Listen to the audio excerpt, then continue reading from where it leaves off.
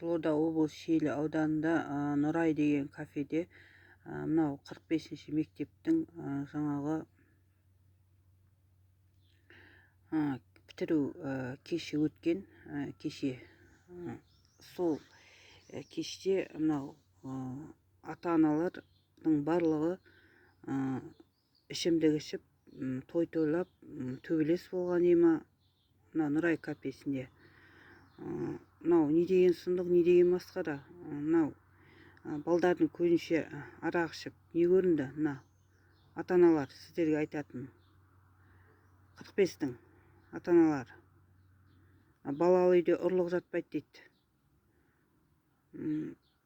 Мынау той тойласын, әйтеуір соңғы мейрамы ғой деп жіберген болатын баламды. Бұл не деген сұмдық, не деген масқара бұл. Баланың көзінше арақ ішу деген, ішімдік ішу деген. Мына класс жетекшісі Нұрсәуле дегенде барған, барлық класс жетекшілер, мұғалімдер барлығы барған.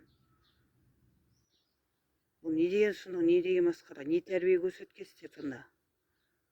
Арақ ішу тәрбиесін көрсеткенсіздер ма, төбелесу? Мұндай болғанда мен жібермейтін едім, 8.000 теңгені төледім, ойбай, жаңағы келе қалсын деп көмектеседі өздері, ата-аналар комитет деп. Не деген сұмдық, не деген масқара бұл? Ішімдік ішуді балдарға үйреткенсіздер ма, не істегенсіздер? Құдайдан қорықпайтын ата-аналар екен өздері. Мұғалімдер не бітіріп отыр мынау?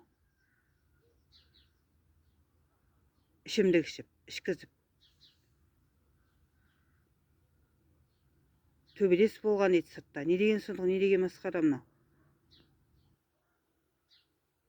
Тәрбие, білім беріп, былай, білімдерін айтып, жаңағы тамақтарын беріп шығарып салатын адамдар ішімдік ішкен деген не деген масқара ол? Балдардың көзінше.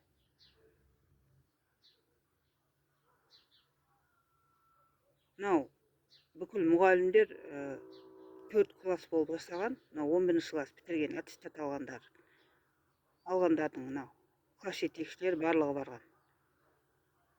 Ата-аналар бәрі. Арақ ішіп төбелескен деген не деген масқара ол?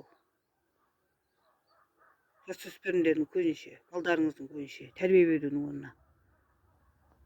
Білім бөлім басшысы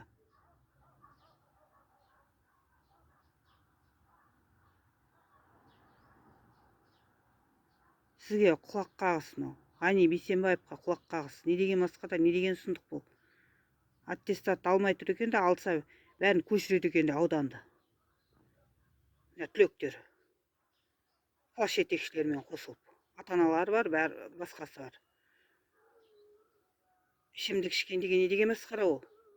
Балдарының көзінше. Осы мәселені заң аясында қадағалауды сұраймын.